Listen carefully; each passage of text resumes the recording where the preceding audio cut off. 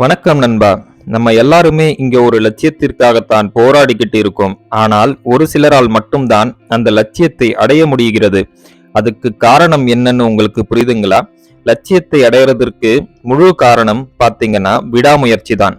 என்னால் முடிந்தவரை முயற்சி செய்து நான் இலக்கை அடைவேன் என்று நினைப்பவன் அந்த இலக்கை அடைய முடியாது.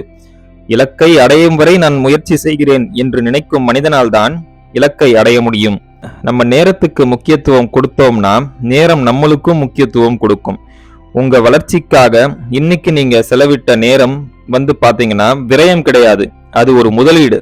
அதுதான் நாளைக்கு உங்களை வெற்றியாளராக மாற்றும். என்னால முடியுமா அப்படின்னு நினைச்சு வேலை பார்த்தீங்கன்னா அந்த இடத்துல தோக்குறதுக்கு தான் நிறைய வாய்ப்பு இருக்கு. ஆனால் என்னால முடியும்னு நினைச்சு முழுமையா நம்பி வேலை பார்த்தீங்கன்னா அந்த இடத்துல ஜெயிக்கிறதுக்கான வாய்ப்பு தான் நிறைய இருக்கு. இந்த உலகத்துல ஒருத்தரை தவிர யாரையும் முழுசா நம்பாதீங்க. அந்த ஒருத்தர் யாருன்னா நீங்க தான். உங்களை நீங்க முழுசா நம்பினீங்கன்னா வேற யாரையும் எதிர்பார்க்க தேவையில்லை. உங்களை நீங்க முழுசா நம்பலன்னா மத்தவங்கள தான் எதிர்பார்த்துக்கிட்டே இருக்கணும். உங்க வேலைகளுக்காக பெருசா ஒரு விஷயத்தை சாதிக்கணும் அப்படின்னு நினைச்சீங்கன்னா சோம்பேறித்தனத்தை விடுங்க. இந்த விஷயத்த இந்த டைமுக்குள்ள நான் செய்யணும்ன்ற ஒரு மனப்பான்மையை வளர்த்துக்கோங்க. சோம்பேறித்தனப்பட்டு ஒரு விஷயத்தை தள்ளி போடாதீங்க.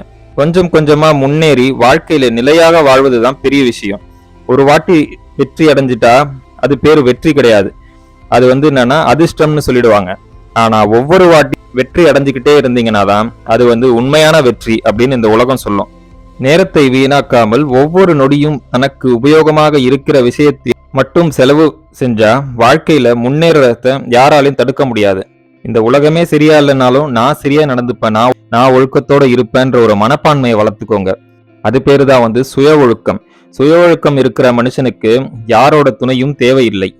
உன்னோட மனசு உனக்கு துணையா இருக்கும். நான் நினைச்சதை என்னால சாதிக்க முடியும் அப்படின்னு ஒரு மனுஷன் நினைச்சிட்டானா அவன் சாதிக்கிறத யாராலையும் தடுக்க முடியாது. தினம் புது புது விஷயங்களை கத்துக்கோங்க. ஒரு மரத்தை வெட்டணும்னா அதோட கோடரி ஷார்ப்பா இருக்கணும். அதே மாதிரி ஒரு விஷயத்துல நீங்க சாதிக்க நினைச்சீங்கன்னா உங்க புத்தி கூர்மையா இருக்கணும். அதுக்கு நீங்க நிறைய படிக்கணும். நீங்க உங்க இலக்குக்காக என்னென்ன தேவைப்படும் சொல்லி தேடி தேடி அதை படிச்சுக்கிட்டே இருக்கணும். அதிகம் படிக்கிற மனுஷனோட மனசுதான் தெளிவா இருக்கும். ஒரு சிறப்பான முடிவுகளை எடுக்கிறதுக்கும் அதுதான் ரொம்ப உதவியா இருக்கும்.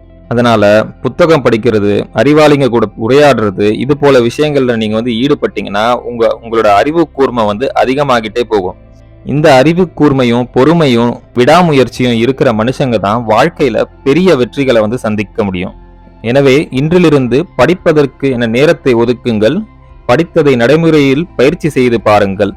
அதுவே உங்கள் வாழ்க்கையை மாற்றும். நண்பர்களே, மேற்கூறிய விஷயங்கள் உங்கள் வாழ்க்கைக்கு உபயோகமாக இருந்திருக்கும் என்று நான் நம்புகிறேன். இந்த வீடியோ உங்களுக்கு பிடித்திருந்தால் லைக் பண்ணுங்க, உங்க ஃப்ரெண்ட்ஸ் அண்ட் ஃபேமிலிக்கு ஷேர் பண்ணுங்க. நம்ம சேனலை இன்னும் நீங்க சப்ஸ்கிரைப் பண்ணலாம், சப்ஸ்கிரைப் பண்ணி பக்கத்துல இருக்க பெல் ஐக்கான பிரஸ் பண்ணிக்கோங்க.